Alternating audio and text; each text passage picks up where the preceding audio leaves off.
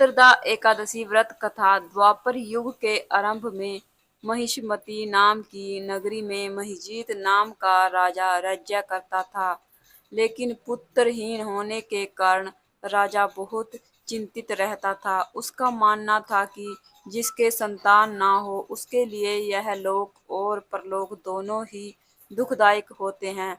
पुत्र सुख की प्राप्ति के लिए राजा ने अनेक उपाय किए, परंतु राजा को पुत्र की प्राप्ति नहीं हुई।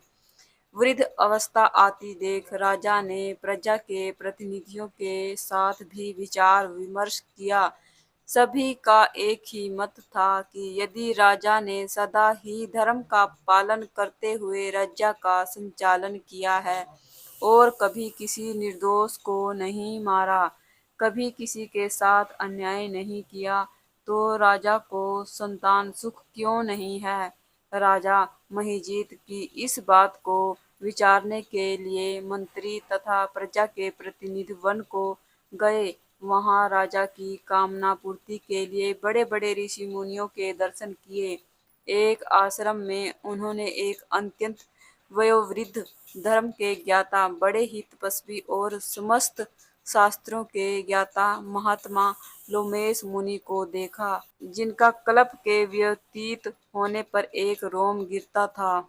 सबने जाकर ऋषि को प्रणाम किया। उन लोगों को देखकर मुनि ने पूछा कि आप लोग किस कारण से आए हैं। लोमेश ऋषि के वचन सुनकर सब लोग बोले, हे महर्षि, आप हमारी बात को जानने में ब्रह्मा से भी अधिक समर्थ हैं, अतः आप हमारे इस संदेह को दूर कीजिए।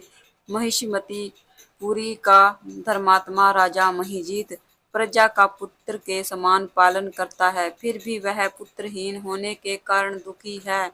सभी ने महर्षि से राजा को पुत्र प्राप्ति के लिए विनती पूर्वक उपाय पूछा। यह सुनकर ऋषि ने थोड़ी देर के लिए नेत्र बंद किए और राजा के पूर्व जन्म का वृत्तांत जानकर कहने लगे कि वह राजा पूर्व जन्म में एक निर्धन वेश्या था। यह एक गांव से दूसरे गांव में व्यापार करने जाया करता था।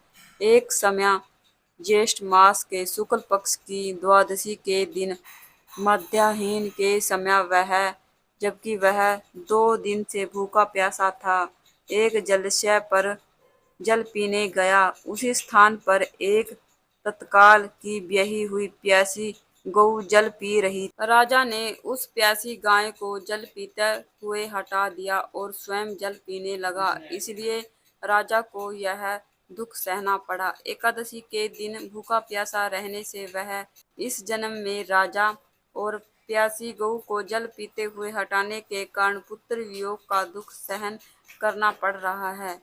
ऐसा सुनकर सब लोग कहने लगे कि हे ऋषि, शास्त्रों में पापों का प्रायश्चित भी लिखा है, अतः जिस प्रकार राजा का यह पाप नष्ट हो जाए, आप ऐसा उपाय बताइए। लोमेश मुनि कहने लगे कि श्रावण शुक्ल पक्ष की एकादशी को, जिसे पुत्रदा एकादशी भी कहते हैं, तब तुम सब लोग व्रत करो और रात्रि को जागरण करो। इससे राजा का यह पूर्व जन्म का पाप अवश्य ही नष्ट हो जाएगा।